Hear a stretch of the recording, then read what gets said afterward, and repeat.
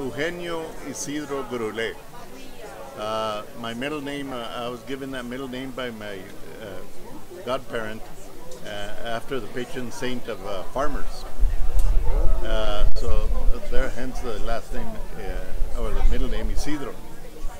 But I'm a tin work artist, and as most Hispanic families that grew up back in the 50s, and I started doing tin work with my mom at a really early age, like 5 years old, 6, 7 years old.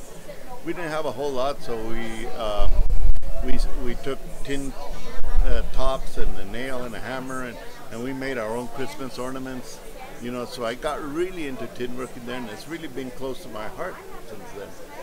And then back life gets away from you, you know, you go to school, stuff like that. When I was teaching, I met a tin work artist, a master tinsmith, I would say, is Angelina Delgado Martinez. I invited her into my classroom to teach kids on it's a grant that we had. And she came into my classroom. She was there for several weeks, and I learned more than my students did at the time. I think that lady was just amazing. She brought the whole culture, the history behind everything, and she was so proud of the tradition and stuff. And I thought, God, that's what I want to be, you know. And it just brought all those feelings back of doing tin work.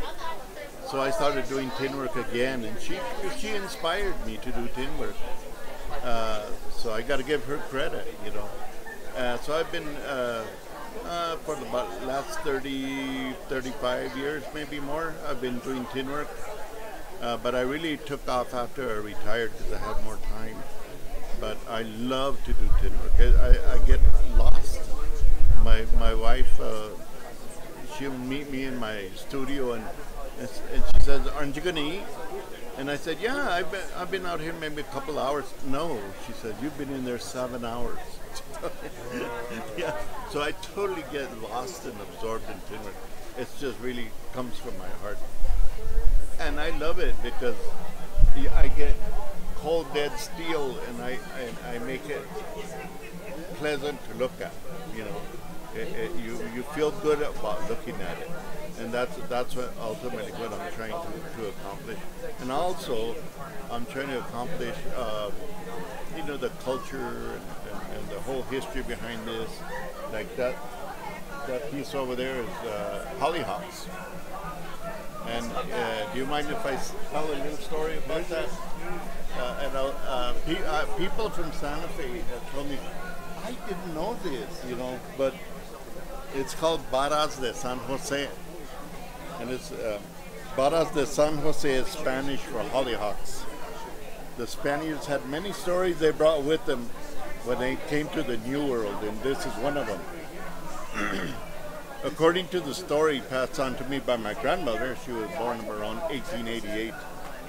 God was so pleased when Joseph and Mary were going to get married that he turned Joseph's staff into flowers. Hollyhocks. This is why St. Joseph is usually depicted holding flowers. So hence Varas de San Jose, you know. And I did this for San Jose because you don't hear a lot about San Jose. You hear about all the other saints, but you don't hear a whole lot about San Jose. So the story is in the art. The stories, it's just beautiful. The culture, the history is just, I mean, I get goosebumps just talking about it, you know, because that's how meaningful they are to me. And when I do create a piece, I have to feel it. I have to feel it right here. If I don't feel it there, it doesn't get done, you know. So I enjoy it. And I also like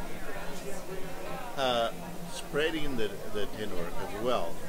So I have a lot of students or people that come to me, and I teach them tin work because I think it needs to spread out. It almost died once, the tin work, because of the railroad coming in and bringing all this stuff from France and England. Nobody needed mirrors like this anymore.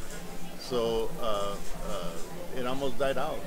And luckily the Spanish Colonial Art Society decided to get together, and they encouraged some of these Spanish guys and revived, and they really did revive the tin work tradition. But it's still getting a little thin, so we need to get more people out there. Thank you so much. Thank you. The fellow, his first name is Greg, and his grandfather's name, I think, was what?